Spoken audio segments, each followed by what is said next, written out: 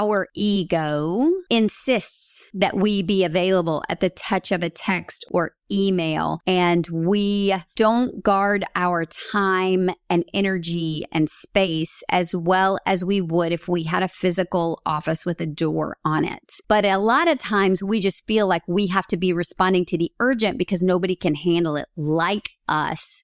But unless you're in an organ business, a transplant business, a blood supply business, most of us are not in a life urgent situation.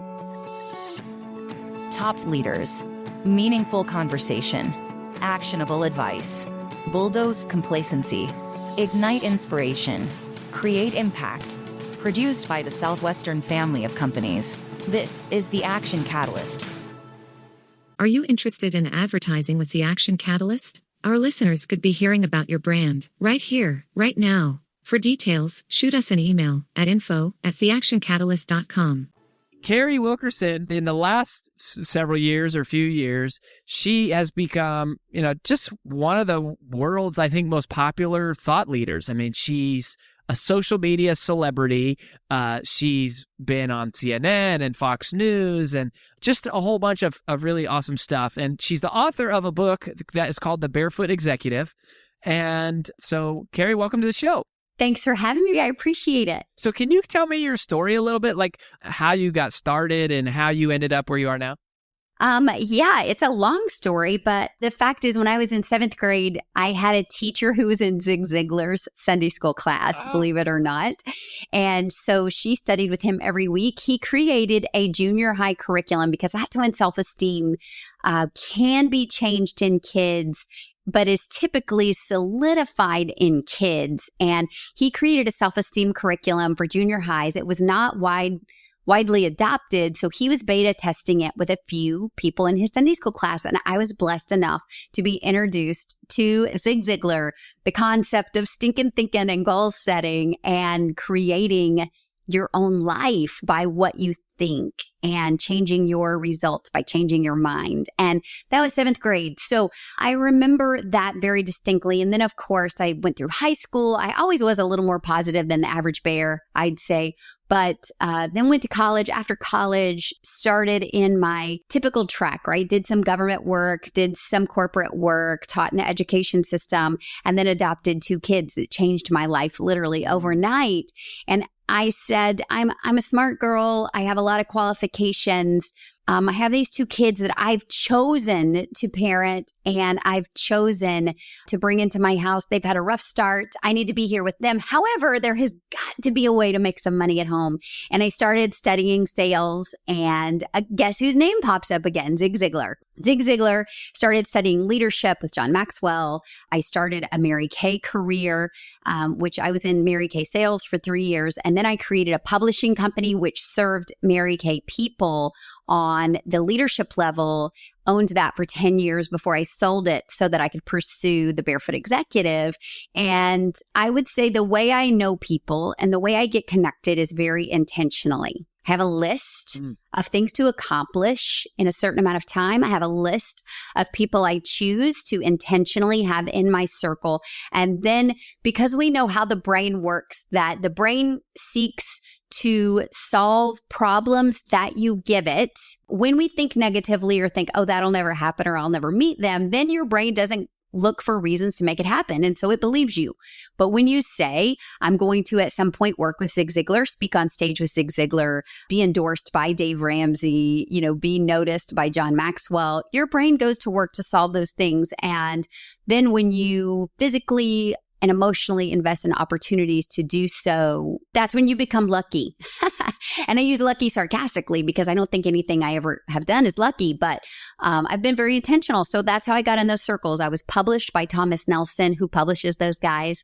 So they became aware of my work. And now I was on Dave Ramsey's EntreLeadership show. He's endorsed my book, and we have a lot of the same mutual friends, which leads to other mutual friends. But that's how that happens. So I have intentional goals about places to speak and companies to speak for and companies to work with sales forces. And then your mind goes to work, in effective ways to make that happen. So let's talk a little bit about productivity. What do you think are some of the mistakes that people are making when it comes to making the most out of their time every day? That's a great question. I think we are too available. Bottom line is we're too available. Our ego insists that we be available at the touch of a text or Facebook or phone call or email. And we don't guard our time and energy and space as well as we would if we had a physical office with a door on it. We take the office home with us. And for some of us, that's necessary at certain times. For some of us, we've sold ourselves the lie that that makes us more flexible. And that's certainly true. I have 4 kids. And so sometimes at the playground, you know, I'm one of the moms probably that people try to shame on Facebook. Like there was a mom that had her kids at the playground and she was staring at her phone the whole time. Well, that may be because I'm homeschooling my kids 3 days a week. And so we took a break and they know that because I've been so available to them all morning, that that's my like 1 hour that I'm going to need to answer emails and let them run off some energy so we can go back and get back to it. You know, so sometimes it does let me be more flexible. But a lot of times we just feel like we have to be responding to the urgent because nobody can handle it like us. But unless you're in an organ business, a transplant business, a blood supply business, most of us are not in a life urgent situation thing where we can't step away from availability for 2 or 3 hours. But what we're seeing in brain research is that availability and electron connection, so internet connectivity, phone connectivity, actually functions with many humans much like a hit of an addictive substance. Right. So we literally have addicted ourselves to where we have shakes and tremors or shortness of breath when we are not, like, if you've lost your phone around your house and then had a panic attack because of that you might have a problem, right? So I think that that's part of it. We are not guarding our availability. We are not turning selves off. And I'm not preaching and saying you're not available enough for your kids or you're not available enough. You know, I'm not saying there's any magical balance. I'm saying we have to get over ourselves a little bit and step away and put up a few more boundaries to protect our health, our wellness, our energy, our capacity. Yeah, there's 2 sides. One is the ego of like, I need to be available for people. They need me right now. I'm more important if I'm more available. But the other part that you brought up that I don't think we talk as much about is kind of that guilt of like, you know, oh, well, you're a workaholic or you're never available. So how do you resolve that? Well, first of all, you got to not care as much. People that are putting that in their own context or projecting their own thoughts onto that, that can't be my problem. That can't be my business. One thing I love to say about balance and success, just in general, is it's in the eye of the beholder, meaning me. I get to define what balance looks like for me. My balance is going to look different than your balance. I have 4 kids ranging from age 9 to 21, one with special needs. We do a combination of private school, college, homeschool, and public school. We're involved in theater arts and tumbling and very active in our church life and immediate family, et cetera, et cetera. So mine's going to look different than yours, and that's okay. We've got to quit expecting everyone to fit into a formula and judging them if they don't. We've got to worry more about the business in our own life than everybody else's business. And that is to stop worrying about them judging, but then it also means we've got to stop comparing. Comparison will steal your joy. It's suicide on the installment plan. It will defeat you every time. It will either defeat you or give you false pride. Period. So we've got to stop comparing. We got to stop looking at that woman on the playground and going, well, at least I'm not checking my phone or playing Candy Crush while I'm on the playground. And then giving myself false pride because I'm more present and attentive. When the truth is, that woman might be working 50 hours a week away from home, and that's the only time she has, and that's great. This other woman might be with her kids 24/7, and this is her only break. So we just have to stop the comparison and the judging, and we have to have the conversation with our kids, the conversation with our spouse, our business partner, our coworkers, and say, what works for us? what looks like peace and balance and joy for us, what helps me bring value into the world with our clients, coworkers, team, employers. What does that look like? And then you have to be okay being judged. If I was worried about being judged, I wouldn't be online. I wouldn't have pictures or videos or posts online, because I know I get so many private messages and texts and emails that I can only imagine what the people are not saying, because there are enough of them that are bold enough to say it. Right? We've just got to stop, especially women. To be fair, we're judged even more than the men. And that's not a martyr statement. It just is what it is statement. So we have to quit worrying about what the woman at the playground thinks. And if she does make a comment, you can respond with grace and say, this is what works for our family. Thank you for being concerned. I can see them. And we have to be okay with that. We have to quit defending. We have to just go, thank you for your feedback. We do what works for us.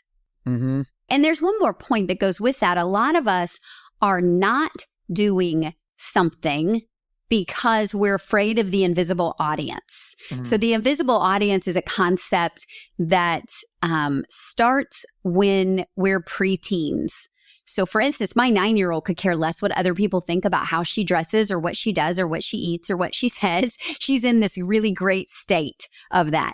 Once you hit like 11, there's this invisible audience of everybody will be laughing at me. Mom, don't kiss me in front of my friends. What will they say? It's the invisible they. It's the everybody. It's the everybody says, when really it was one kid that made some kind of snarky comment that may or may not even have been taken out of context. Well, with social media and with our own self-imposed narcissism and worry and fear of judgment because of how judgmental we are of everyone else, this is now carrying into adulthood. I think we used to outgrow this, but now we carry around this invisible audience with us everywhere. And I think for a lot of us, it is sabotaging great work we can do, or bold moves we can make, or big asks we can ask, or creativity that we can express, because we are prejudging, right? Those of us that have been in sales or in ministry, we get the like, oh, they're not going to be open to that, or they're not going to whatever. We prejudge. So we're familiar on those terms, but we're like, oh, nobody would like it if I did that. Or what would they say if I cut my hair that way? And so we're not doing this big work or playing full out because we're so afraid of them. And so it kind of works both ways. Number one, we have to be okay with the fact that they're judging when we are making some moves, but we also have to not be afraid to take those steps, to speak up at the meeting, at work, to wear the different color than you normally do, or go to lunch with somebody that you see being shunned, or whatever that is. I think many of us are depriving ourselves of our gifting, of our unique ability to serve, because we're preemptively stopping that judgment that may or may not even exist. The fear is because you've heard the one voice or the one person that raised their eyebrow or validated your fear. And we used to outgrow it because we hung out with adults, but now we're online and people are so brave to be trolls and to be ugly and to speak up that one negative book review out of 300 can sink you for days. Like it invalidates all your work. You question yourself. I've got a 1-star that's so invalid and so rude and ugly, but that now I have to laugh at it because everybody else is 4 and 5 stars. But we obsess about the one, and then it becomes like the old pest control commercial. If there's one that you see, there are thousands that you don't see. Well, the fact is that's the same way about positive people. The one that's outspoken, there are probably 5,000 that are not telling you how great you are, or how valid you are, or how, XYZ you are. But we tend to magnify the invisible audience of the critics because of the one person that was that had that toxicity, that did speak up. So as a result, before we hit publish or post or submit, we have that fear and we let them keep our good work from the world. And that's tragic. That's really, really tragic. Mm.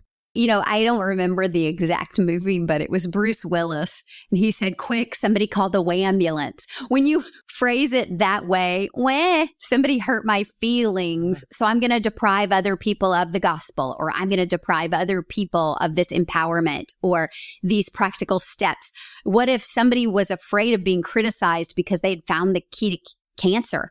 And so they didn't speak up because of the critics and because of big pharma and because of the backlash. And so as a result, we had people still dying. I mean, it's a selfish act. We have been gifted. It's the talent story. I told my best friend recently, I said, whoof, I never figured you for a digger. He said, what? I said, you're a digger. You're digging and hiding that talent. That's a shame. Hate to hear that. That surprises me. And that's all I had to say because he's familiar with the story, right? We can either multiply the talents, we can at least invest them and get a small return on the investment, or we can dig and hide and bury them, which does not behoove the master. Well, Carrie, this is so insightful, and I think there's some real deep-rooted psychology that we're talking about here that really affects people. I have one random off-the-wall question that I want to ask you. Those are my favorite. As we were wrapping up. But before we do that, where can people go to get a copy of The Barefoot Executive, read more about you, et cetera, et cetera? Yeah, so Amazon has my book. The audio version is actually an award winner. So if you like to, Southern drawl, I do read it. But you can find it at any major online bookseller. It's also available in Kindle. My site is carriewilkerson.com. I spell Carrie the way Stephen King spelled it way back in the day, the Bloody Prom Queen. I'm there too. All right. So here's my last question. This is my random question. What is something that you have changed your mind on recently? In other words, you had a definitive opinion about something, and then something happened to you, and you no longer feel the way that you used to feel about whatever that thing was. That's a tough question, because I probably would have said a couple of years ago that people don't really change their mind. But I do believe that the core of all personal development is just a matter of changing your mind. So, and this will sound very narcissistic and selfish, but it is what it is. And I think everybody listening can relate to that. I have just recently changed my mind and decided that I'm beautiful. How's that? And I know that sounds weird. People that really know my story know that I've lost a ton of weight. When I was in junior high, I remember a day, and I have a great family. I adore my family. I have all brothers. I asked my Mom, do you think I'm pretty? I was getting out of the car to go into school. Do you think I'm pretty? And she said, oh my goodness, I wouldn't give birth to a warthog. Now get out and go into class. Well, that's not what I needed to hear. I needed to know that I was attractive. I needed to know. Every preteen girl needs to know that she's got some features that are beautiful, or at least that she can work with them. And so my whole life, I've kind of functioned on the basis of, well, I'm not a warthog, so there's that, right? So, but just recently, after losing weight and then learning how to work with some tools like you style. lost over 120 pounds. 140 now. Yeah, I now have lost more than I am. Yeah, and I just had a photo shoot last week, and I'm looking at those photos, and I'm like, wow, they did so good. Look how pretty I look. And the feedback I'm getting is, no, Carrie, that really is you. That really is you. You are that person. It's not just that you're not a warthog, you are that person. But let me give you another example. My daughter, she's a musical theater actress. She's pretty amazing, and she wants to be on Broadway. And she's always told herself she was not an athlete. She was an artist. Not an athlete, she's an artist. Well, she just changed schools, and she decided that being on the cheer team would put her in a leadership position, would help her be more visible to new people, and would get her involved in a deeper level. She didn't just want to be in the crowd and trying to break her way in. So she made a choice to be on the cheer team. She has changed her mind. It's been phenomenal to watch. Within the last 2 weeks, she has changed her mind that, yes, she is an athlete. She has started working out. She started eating differently. She started carrying herself differently. Her energy is different. It's been really phenomenal to watch someone change their core belief. And now she'll say she's an artist and an athlete. And so those are two examples. But I think we have to sometimes, this is an old improv actor trick, but you sometimes have to believe as if before it can ever happen. So the Bible says, as a man thinketh, right? As a man thinketh in his heart, so is he. And that's the core of all what people call positive thinking. We have to believe it in order to fulfill it, because if we don't believe it, it can never be fulfilled. And even if it is fulfilled, we cannot embrace it and we sabotage it. Think of lottery winners and people that lose and regain weight, or that divorce and they go through that same pattern over and over with the same kind of relationships. We have to believe it first changing your mind about who you are or who you aren't, or what you can do or what you can't do, or what you do deserve or don't deserve. That's the core of all personal development that leads to any kind of greatness, in my opinion. I love that. That is such a powerful thing. The difference it's made to how my girls believe about themselves has been really eye-opening to me. I really am kind of grieving all those years of me being so critical of myself and selfish about what I was modeling. So, and it's also never too late. That's another thing everybody needs to know. It's never too late. You can change your mind about who you are and who you can be even now. Well, we wish you the best, Carrie Wilkerson. Thank you so much. Thanks.